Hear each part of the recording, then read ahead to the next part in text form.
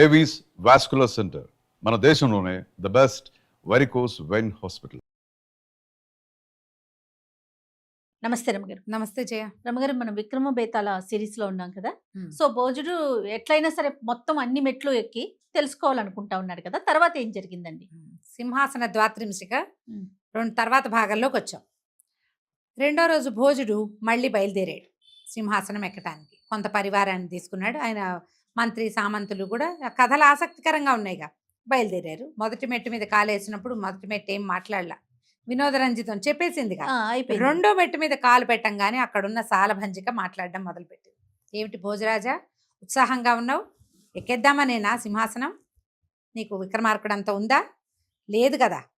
అయినా కూడా నువ్వు ఎక్కి నీ శక్తియుక్తులు ఏమిటో తెలుసుకోవాలని అనుకుంటున్నావు కాబట్టి విక్రమార్కుడి సాహసమే కాదు, ఆయన బుద్ధి కుశలత, ఇతరులకి సహాయం చేసే ఆయన గుణము, ఆయన దానము, సౌశీల్యము, ప్రజల పట్ల ఆయనకుండే అనురక్తి, అవన్నీ కూడా విశేషమైనవే. నువ్వు దాని గురించి నువ్వు తెలుసుకోవాలి అని చెప్పింది.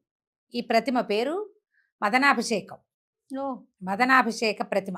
అయితే ఈ మదనాభిషేకం ఏం చెప్పిందంటే, విక్రమార్కుడు ఉన్న ఈ ఉజ్జయినికి కొంత దూరంలో బృహదారణ్యకం అని ఒక అద్భుతమైన అరణ్యం ఉండేది. ఈ అరణ్యం నుంచి ఒక ముని, ఒక ఆయన రోజు విక్రమార్కుడికి ఒక పండు తీసుకొచ్చి ఇచ్చేవాడు. ఒకసారి తెచ్చేవాడు. ఆయన ఒక పండు తీసుకొస్తే ఈయన అది నిమ్మపళ్ళు. ఈ పండుని ఒక బుట్టలో పెట్టి పక్కన పెట్టేవాడు. రోజు పండు వచ్చేది, రోజు పండు పక్కన పెట్టేవాడు. ఒకనాడు ఏమైంది, ఒక కోతి ఆస్థానం లోపలికి ప్రవేశించింది.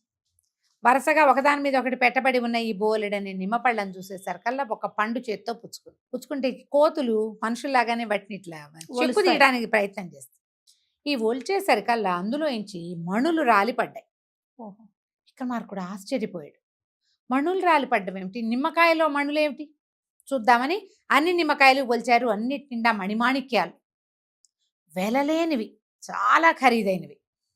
ఆయన చాలా ఆశ్చర్యపోయి మర్నాడు ఆ ముని వచ్చినప్పుడు ఆ మునిని అడిగాడు, అయ్యా మీరు ప్రతిరోజు నాకు ఇలా పండ్లు తెచ్చి పెడుతున్నారు, ఈ పళ్ళల్లో మణిమాణిక్యాలు ఉన్నాయి, ఏం ఆశించి మీరు ఇన్ని మణులు మాణిక్యాలు నాకు తెచ్చిస్తున్నారు, మీకేం కావాలి అని అడిగితే ఈయన ఏమన్నాడు, రాజా నేను ఒక ప్రత్యేకమైన పూజా విధానంలో ఉన్నా. ఒక రకంగా ఇది కాళీ ఉపాసనే. ఈ దేవాలయంలో ఉపాసన కాకుండా నాకు శ్మశాన ఉపాసన ఉన్నది. ఈ బృహదారణ్యానికి ఆనుకొని నగరానికి చివరిలో పెద్ద మహాశ్మశానం ఒకటి ఉంది. ఓకే, అక్కడ నేను యోగంలో ఉంటా. అయితే ఈ బృహదారణ్యంలో ఈ శ్మశానపు రెండో భాగంలో, అంటే ఇప్పుడు అది ఎట్లా ఉంది, అరణ్యానికి ఆనుకొని శ్మశానం ఉంటే రెండో భాగంలో చివరి భాగంలో ఊరికి దగ్గరగా ఉన్న చోట నేను యోగంలో ఉంటా. అరణ్యానికి దగ్గరగా ఉన్న శ్మశానపు చివరి భాగంలో ఒక పెద్ద మోదుక చెట్టు. ఆ చెట్టుని పట్టుకుని ఒక భేతాళము వేళ్లాడుతూ ఉంటుంది. భేతాళం అంటే ఒక మానవ శరీరం, కంకాళం అంటే ప్రేతం అంటాం, కంకాళం బాడీ, డెడ్ బాడీ అన్నమాట. ఎంతో కాలంగా వేళ్లాడుతుంది. నువ్వు ఈ శ్మశానంలో అమావాస్య నాటి అర్ధరాత్రి వచ్చి ఈ కంకాళాన్ని తీసుకొచ్చి నాకు శ్మశానపు రెండో భాగంలో, నేను యోగంలో ఉన్నాను కదా, అక్కడ పెద్ద క్రియ చేసుకుంటున్నా, అక్కడికి తెచ్చివ్వాలి. అది తెచ్చిపెట్టు చాలు, నాకు ఇంకేం చేయక్కర్లాను. ఈ సహాయం కావాలి, ఈ పనికి పరమ సాహసికుడైన వాడు కావాలి, సామ్రాట్టు కావాలి. నువ్వు సామ్రాట్టువి, సాహసికుడివి, పైగా బ్రాహ్మణ జన విధేయుడు, మునిజన విధేయుడివి నువ్వు. అందుకని నిన్ను ఈ కోరిక కోరటానికే నీకు బహుమతిగా ఈ మణులు మాణిక్యాలు ఇచ్చానన్నాడు. ఈయనకు ఆశ్చర్యం వేస్తే, శ్మశానంలో పూజ ఏమిటి, ఇదేమిటి, కంకాళం ముట్టుకోవటం ఏమిటి, మామూలుగా ప్రేతం ముట్టుకోవటం అంటే అది విపరీత క్రియ, అది పనికిరాదు, ఇటువంటి పూజా విధానం సరైనదేనా, ఇలాంటి ప్రశ్నలు రాలా ఆయనకి. ఒక ముని, తపస్వి, తాపసి, ఆయన ఏది అడిగితే అది చేయాలి. ఒప్పుకున్నా, నీకేం కావాలి అని అడిగా, ఆయన ఇది కావాలి అన్నాడు, చేయవలసిందే. భట్టికి చెప్పాడు, ఈయన ఒక తాపసి, ఇగో ఇది ఇది వ్యవహారం. భట్ అన్నాడు, ఇందులో ఏదో ఉన్నది మర్మం, జాగరూకుడుగా ఉండు. ఈయన ఒంటరిగా వెళ్ళాలి, కేవలం కత్తి మాత్రం తెచ్చుకోవాలి, ఇంకేం లేవు, సైనికులు లేరు, బట్టి లేడు. ఈయన అర్ధరాత్రి పూట శ్మశానంలోకి ప్రవేశించాడు, నడవటం మొదలుపెట్టాడు. వెళ్తే ఆ చిట్ట చివర మోదుగు చెట్టుకి వేళ్లాడుతూ కంకాళం కనపడింది.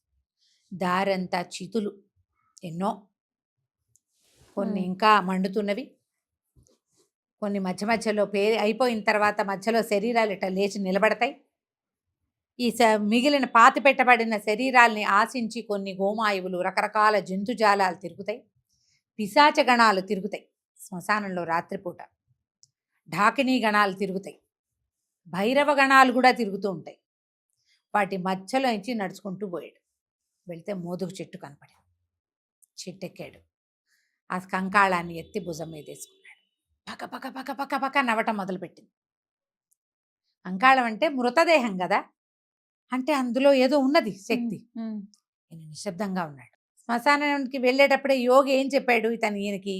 మాట్లాడకూడదు, నువ్వు నిశ్శబ్దంగా ఉండాలి. సరే కామ్గా ఉన్నాడు. వేసుకోగానే అప్పుడు ఈ భయతాళం మాట్లాడడం మొదలుపెట్టింది. ఓ రాజా, పరమసాహసికుడివి నువ్వు. ఇక్కడి నుంచి అక్కడ దాకా నన్ను మోసుకుంటూ నడవాలి కదా నువ్వు. ఎంత కష్టం. అయితే నీకు మార్గాయాసం తెలియకుండా ఒక కథ చెప్తా. ఈ కథలో చివరిగా ఒక ప్రశ్న వేయబడుతుంది. సమాధానం తెలిసి చెప్పకపోతే నీ తల 1000 వక్కలవుతుంది అని చెప్పాడు. ఇప్పుడు ఈయన మాట్లాడకూడదు. లెక్క ప్రకారం మాట్లాడితే పని పాడైపోతుంది. అవును. మాట్లాడకపోతే చెయ్యి తలకాయ పగిలిపోతుంది అంటాడు ఈ భయతాళుడు. సరే ఈయనేమనలా. నీకు మార్గాయాసం తెలియకుండా కథ చెప్తానని మొదలుపెట్టాడు. 24 కథలు చెప్పాడు. అబ్బా, ఓకే. ప్రతి కథ చెప్పటం, అందులో ఉన్న ధర్మ సూక్ష్మం ఏమిటి అని ప్రశ్నించటం. ప్రశ్నించంగానే ఈయనకు తెలుసు ఆన్సర్. ఈయన చెప్పేయటం. సమాధానం చెప్పంగానే నువ్వు మౌనభంగం చేసావుగా అని భేతాళుడు ఏగిరి మళ్ళీ చెట్టు అంటుకోవటం. ఈయన మళ్ళీ వెనక్కి నడవటం, మళ్ళా చెట్టు ఎక్కటం, మళ్ళా భుజాన్ని వేసుకోవటం, మళ్ళీ నడవటం. మళ్ళా భేతాళుడు నీకు మార్గాయాసంగా ఉంది, నేను కథ చెప్తాను, నువ్వు నన్ను మొయ్యలేవు. కథలు వింటుంటే, కబుర్లు చెప్పుకుంటుంటే నడక బాగుంటుంది అని ఇంకో కథ చెప్తాడు. ఈ కథకి కూడా విక్రమార్కుడి దగ్గర సమాధానం ఉంది. ఇలాగా 23 కథలకి సమాధానాలు చెప్పేశాడు విక్రమార్కుడు. 24వ కథ మనం చెప్పుకుందాం. ఈ 23 కథలు, ఈ కథల్లో కొన్ని కథలు మనం ఇంతకుముందు చెప్పుకున్నాం, కొన్ని కథలు చెప్పలేదు. వీలు వెంబడి ఎప్పుడైనా చెప్పుకుందాం. ఈ మదనాభిషేక ప్రతిమ ఈ కథలన్నీ చెప్పింది భోజుడికి. జనమంతా వింటున్నారు. విక్రమార్కుడు ఎంత తెలివిగా సమాధానాలు చెప్పాడో కూడా తెలుసుకుంటున్నారు జనం. అయితే 24వ కథ ఏమిటంటే, పూర్వం ఒక రాజుగారు, దేశాటన అవన్నీ ఆసక్తి. ఆయన చిన్నప్పుడు ముందంతా ఒకడే వెళ్ళేవాడు. తర్వాత వివాహం అయ్యాక భార్యతో దేశాటన చేసేవాడు. కూతురు పుట్టాక కూతురుతో సహా దేశాటన చేసేవాడు. భార్య, భర్త, కూతురు ముగ్గురు దేశాటనకి బయలుదేరారు. అయితే మధ్యలో రాజుగారికి ఏదో ప్రమాదం వాటిల్లి ఆయన మరణించాడు. రాణి, యువరాణి ఇద్దరు వెనక్కి తిరిగి వెళ్ళడం వాళ్ళ వల్ల గాల. సరే వాళ్ళు ఏం చేశారు, ఇక ఏ అడవుల్లో వెంబడో ఇక తిరుగుతూ ఉండిపోయారు. అడవుల్లోనే ఉన్నారు. ఈ తల్లి కూతురు ఉన్న అడవిలోకి ఒక రాజుగారు, ఆయన కుమారుడు వేటాడడానికి వచ్చారు. రాజుగారికి భార్య లేదు, భార్య గతించింది. కుమారుడు పెద్దవాడే, వివాహయోగ్యమైన వయసు ఉన్నవాడు. రాజుగారికి పెళ్లి సంబంధాలు వస్తున్నాయి, కుమారుడికి పెళ్లి సంబంధాలు వస్తున్నాయి. ఇద్దరు అడవిలోకి వెళ్ళారు. వెళ్తే ఏమైంది, ఒక పెద్ద చెరువు ఉంది అక్కడ, మంచి పద్మ సరోవరం, దాని నిండా తామరలు ఉన్నాయి, ఎన్నో కొంగలు, బాతులు అవి ఇవి చాలా కనపడుతున్నాయి, చేపలు కనపడుతున్నాయి, తాబేళ్ళు కనపడుతున్నాయి. మొత్తం అంతా చాలా మనోభిరామంగా ఉంది చెరువు. ఆ చెరువు వెంట ఈ మన ఒడ్డు దగ్గర వాళ్ళకి 2 మనుషులు నడిచిన గుర్తులు కనపడ్డాయి. బాగా పరిశీలిస్తే ఎవరో 2 మనుషులు మనకంటే ముందు వచ్చారు. సరే పరిశీలించిన తర్వాత రాజు కొడుకు ఇద్దరు బాగా అబ్జర్వ్ చేసి, ఇవి స్త్రీల పాదాలు, పద్మిని జాతి స్త్రీలు వీళ్ళిద్దరు, అంటే సౌందర్యవతులైన వాళ్ళు. అయితే బాగా చూసి పద్మిని జాతి స్త్రీలు ఎలా ఉంటారు, ఎక్కడుంటారు, అలాంటి వాళ్ళని వివాహం చేసుకుంటే జీవితం ఎంత బాగుంటుంది, వాళ్ళకి పుట్టే సంతానం ఎంత పరమాద్భుతమైంది వస్తుంది, ఇవన్నీ మాట్లాడుకున్నారు. ఉత్తమ సాముద్రిక లక్షణాలు ఉన్న కన్యల్ని గనక వివాహం చేసుకుంటే సంతానం బాగుంటుంది. అప్పుడు రాజు అన్నాడు, ఎవరినో ఎందుకు చేసుకోవాలి, ఈ అడవిలో 2 స్త్రీలు ఉన్నారు, ఒంటరిగా ఉన్నారు, వీళ్ళనే వివాహం చేసుకున్నా. పెద్ద పాదాల జంట ఒకటి, చిన్న పాదాల జంట ఒకటి కనపడుతోంది. పెద్ద పాదాల జంటని ఉన్న అమ్మాయినేమో, పెద్ద పాదాలు ఉన్న అమ్మాయిని తండ్రి, చిన్న పాదాలు ఉన్న అమ్మాయిని కొడుకు పెళ్లి చేసుకుందాం అనుకున్నారు. బాగుంది. ఆలోచించుకున్నారు. ఆ కాలంలో పెళ్లిళ్ళు రాజులు ఇట్టాగే చేసుకునేవాళ్ళు. బోళ్ళు కథలు చెప్పుకున్నాం కాదు మనం. సరే ఇద్దరు కలిసి ఈ అమ్మాయిలని వెతకడానికి వెళ్ళారు. వెళ్ళేసరికల్లా వీళ్ళకి ప్రౌఢ వయస్సు అయిన ఒక ఆవిడ, ఒక ప్రౌఢ, ఒక యువతి, అంటే ఒక కనిపించారు. 16 ఏళ్ల బాలాకుమారి ఒక అమ్మాయి, ఒక 34, 36 సంవత్సరాలు ఉండే ఒక పెద్ద ఆవిడ మాట్లాడారు. పాదాలు చూశారు. పెద్ద పాదాలున్న అమ్మాయిని నేను వివాహం చేసుకుంటాను, చిన్న పాదాలున్న అమ్మాయిని కొడుకు వివాహం చేసుకుంటాడని ప్రకటించారు.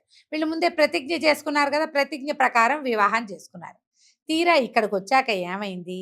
చిన్న పాదాలున్న ఆవిడ తల్లి, పెద్ద పాదాలున్న ఆవిడ కూతురు.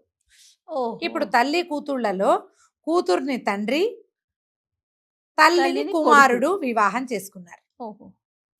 ఇది చెప్పాడు భేతాళుడు కథ. వివాహం చేసుకున్నాక వాళ్ళు ఏం చేశారు? గాంధర్వ విధిని వివాహం చేసుకున్నారు, తమ రాజ్యానికి తీసుకుపోయారు. చాలా కాలం రాజ్యం చేశారు. వాళ్ళకి పిల్లలు పుట్టారు, వీళ్ళకి పిల్లలు పుట్టారు. ఇప్పుడు ఈ పిల్లలు ఒకళ్ళకొకళ్ళు ఏమవుతారు, వీళ్ళ వావి వరసలు ఏమిటి అని ప్రశ్నించాడు భేతాళుడు. అసలు వావి వరస ఏది ఈ పెళ్లిలో? ఎట్లా? అసలు ఎక్కడి నుంచి? కుమార్తెకి పుట్టిన వాళ్ళేమో మనవలు అవ్వాలి తల్లికి, కానీ ఇక్కడ కుమారుడికి పిల్లలు ఇంకో రకం. తండ్రికి పుట్టిన వాళ్ళు తమ్ముళ్ళు అవ్వాలి అబ్బాయికి. ఆలోచిస్తే ఎంత గజిబిజిగా ఉంది. అవును, అవును. దీనికి సమాధానం ఏం చెప్తాం? రాజుగారు మాట్లాడల, కిమినాస్తి. విక్రమార్కుడు సమాధానం చెప్పల, మ్హూ. సమాధానమే లేదు. నిశ్శబ్దంగా ఉండిపోయాడు.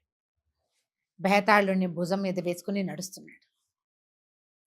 ఎప్పుడైతే రాజు నిశ్శబ్దంగా ఉన్నాడో, ఈయన భుజం మీద ఉన్న భేతాళుడు పెద్ద శబ్దంతో ఇట్లా లేచి నిలబడ్డట్టుగా అయ్యాడు. ఆ శవంలోంచి, ఆ డెడ్ బాడీలోంచి మహాద్భుత స్వరూపుడుగా కనపడుతున్నటువంటి ఒక బ్రాహ్మణ యువకుడు బయటకు వచ్చాడు. రాజు ఆశ్చర్యపోయాడు. ఎవరు నువ్వు, ఏమిటి ఈ వింత అని అడిగేసరికల్లా, ఈ భేతాళ స్వరూపంలో ఉన్నది నేనే ప్రభు. నేను ఒక పొరపాటు చేసి నాకు ఈ స్వరూపం వచ్చింది. మ్హూ. నాకు పరమాద్భుతమైన శక్తియుక్తులు ఉన్నప్పటికీ నేను ఇలాగే ఉండవలసి వచ్చింది అని తన పూర్వగాథ చెప్పాడు. పూర్వం హిమాలయ పర్వత ప్రాంతంలో ఒక పరమాద్భుతమైన శివాలయం ఉండేది. గౌరీశంకరులు ఇద్దరూ ప్రతిష్ఠ చేయబడ్డారు అక్కడ. నేను నిత్యము వారిని అర్చించేటువంటి పురోహితుడిని, ఏమన్నాలి దాన్ని, పూజారిని. రోజు పూజా విధానం చేశాక, నివేదనలన్నీ అయిపోయాక, హారతిచ్చి బలి విడిచి నేను దేవాలయం తలుపు వేసుకుని బయటికి వెళ్ళిపోయేవాడిని. ఒకనాడు వెనక్కి వెళ్ళిన వాడిని వెనక్కి వచ్చా, మళ్ళీ దేవాలయానికి వెనక్కి వచ్చేసరికల్లా గౌరీశంకరులు ఇద్దరు స్వరూపంతో కూర్చుని సల్లాపాలు ఆడుకుంటున్నారు. ఉమామహేశ్వర్లని నేకెడైతో చూసేసాడు ఇతను. మాటలు వినపడుతున్నాయి, పరమేశ్వరుడి మాటలు, అమ్మవారి మాటలు. ఆ వెలుతురికి తట్టుకోలేక కళ్ళు మూసుకుని వెనుదిరక్కండా ఆ పక్కనే నిలబడి వాళ్ళ కబుర్లన్నీ విన్నాను నేను. వీళ్ళిద్దరు ఏం మాట్లాడుకుంటున్నారు? ఇద్దరు ముందు కులాసాగా ముచ్చట్లాడుకున్నారు. భార్యాభర్త మాట్లాడుకోగలిగే కులాసా కబుర్లు అయిన తర్వాత, ప్రభు, ఏడేడు లోకాలు చూసొస్తున్నారు కదా రోజు, ఏడేడు లోకాల్లో జరిగిన విషయాలు కొన్ని చెప్పండి అని అమ్మవారు గౌరీదేవి అడిగితే, పరమేశ్వరుడు 24 కథలు చెప్పాడు. నీవు విన్న 24 కథలు అవే. ఓహో. ఆ 24 కథలు విన్న తర్వాత,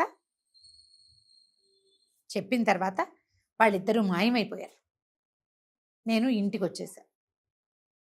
ఉద్రేకాన్ని అణుచుకోలేక, ఇది దేవరహస్యం అని తెలిసినా కూడా నా భార్యకి చెప్పారు, ఇవి ఎవ్వరికీ చెప్పద్దు, నేను ఇట్లా ఉమామహేశ్వరులు ఇద్దరు మాట్లాడుకోవటం విన్నానని, ఈ వింత గాథలు ప్రపంచంలో ఎక్కడా జరగని విడ్డూరాలని, అంటే మనకి తెలియదు, ఎక్కడెక్కడో జరిగినవి, ఏ లోకాల్లో జరిగినవో ఆ విడ్డూరాలన్నీ నేను నా భార్యకి చెప్తే, నా భార్య ఇతరులకి తెలియజేసింది. ఎప్పుడైతే ఆమె నోటి నుంచి ఈ మాటలు బయటికి వెళ్ళినాయో పరమేశ్వరుడు ప్రత్యక్షమయ్యాడు.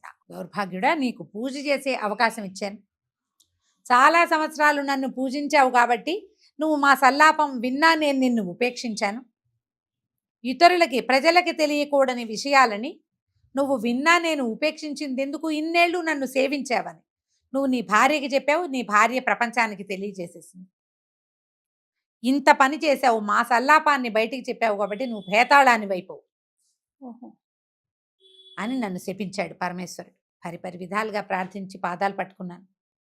మళ్ళీ నీ సేవాభాగ్యాన్ని నాకు అందించమని పరమేశ్వరుని వేడుకున్నాను.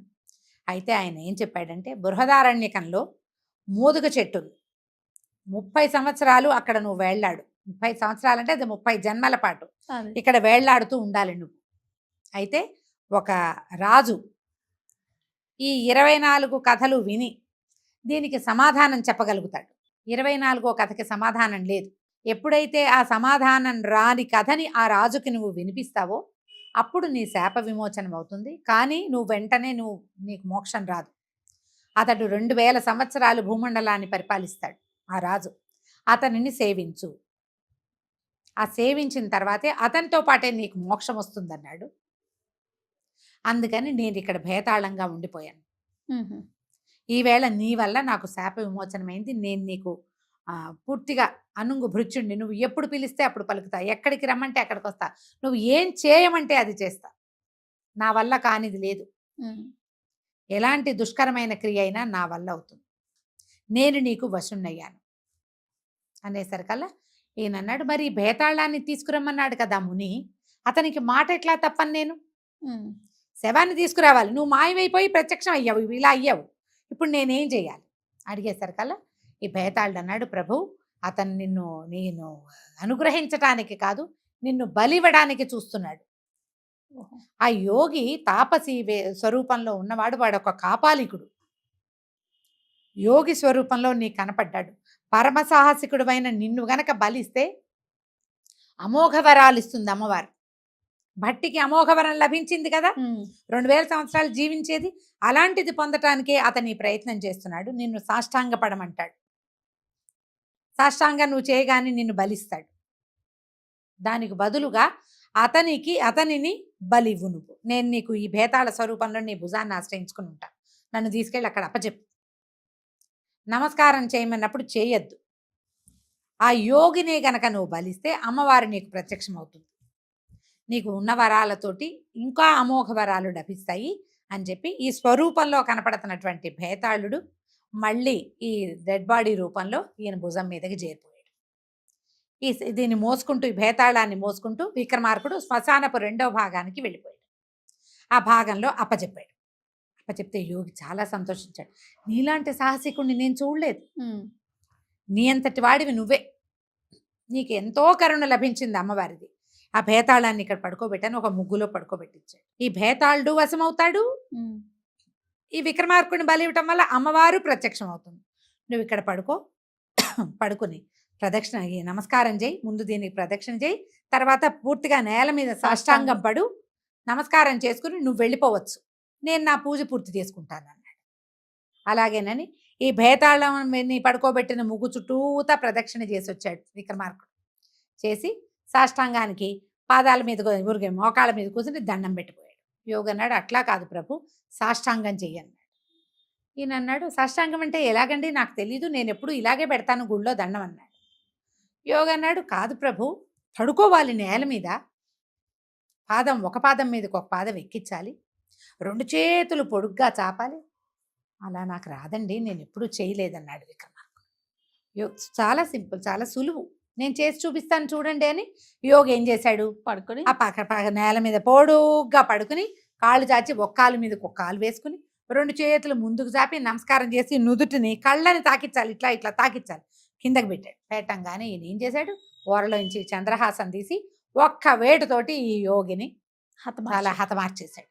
ఎప్పుడైతే యోగి తల తెగిందో రక్తం ధారలుగా వెళ్ళి ఆ భేతాళం మీద పడి పడంగానే పెద్దగా ఉరుములు మెరుపులు మెరిసినాయి, దేవదుందుములు మోగినాయి. అమ్మవారి ప్రత్యక్షమైంది. భద్రకాళీశ్వరు, నీకు ప్రత్యక్షం అవ్వడానికే ఉన్నాను విక్రమార్క నేను అని ఈ యోగిని బలిచ్చినందుకు నీకు ఏ వరం కావాలంటే ఆ వరం కోరుకో. విక్రమార్కుడికి ఏం కావాలి, నా రాజ్యం సుభిక్షంగా ఉండాలి, భూమండలం అంతా సుభిక్షంగా ఉండాలి, నేనెప్పుడూ ధర్మాచరణ మానకుండా ఉండాలి. ఇప్పుడు సహాయం చేస్తానని చెప్పాడు యోగికి. అవును, బేతాళం తెచ్చిపెట్టే వరకు ఓకే. ఈ తనని పిలిచిన యోగిని సంహరించిన తప్పు, ఇది సంహరించవలసే వచ్చింది కాబట్టి ఈ యోగిని బ్రతికించు. ఇది మెచ్చుకోవాల్సింది కదా, మరి యోగిని బ్రతికించు. ముని ఆయన తాపసిగా ఉన్నాడు, తపస్సు చేసుకుంటాడు. ఈ వరాన్ని ఇవ్వమని కోరుకున్నాడు. కాళికాదేవి సరేనని అమ్మవారు మాయమైపోయింది. భేతాళుడు ఆ స్వరూపం ఏం కనబడుతుందో అది మాయమైపోయింది. అతను వరం రూపంలో ఆ విక్రమార్కుడికి చేరిపోయాడు. ఈ ముని మళ్ళీ జీవించాడు. జీవించి జరిగింది ఆయనకు అర్థమైంది. అప్పుడు ఆయన, నన్ను క్షమించు, భేతాళుడిని వశం చేసుకోవడానికి నిన్ను బలిచ్చి అమ్మవారి వరం పొందటానికి నేను ఇంత ప్రయత్నం చేశాను. నువ్వు నన్ను సంహరించి అమ్మవారి వరాలు నువ్వే పొందావు. భేతాళుడు నీ వశమయ్యాడు. ఇంకా నాకు అది లభించదు. నేను హిమాలయాలకు వెళ్ళి తపస్సు చేసుకుంటానని ముని వెళ్ళిపోయాడు. ఈ వరాలతోటి భేతాళ శక్తితోటి, వశమైన భేతాళ శక్తితోటి విక్రమార్కుడు మళ్ళీ తన రాజ్యానికి వెళ్ళిపోయాడు. ఈ కథను చెప్పింది మదనాభిషేకం. చెప్పి విక్రమార్కుడు చూడు, ఒక సాహసే కాదు, తనని చంపడానికి పూనుకున్న వాడిని కూడా బతికించేలాంటి ఔదార్యం కలిగిన వాడు. ఇలాంటి విపరీతమైన ఆలోచన నీకున్నదా? ఉంటే తర్వాత మెట్టు మీద ఎక్కువ, లేకపోతే దిగి వెళ్ళిపో అని చెప్పింది.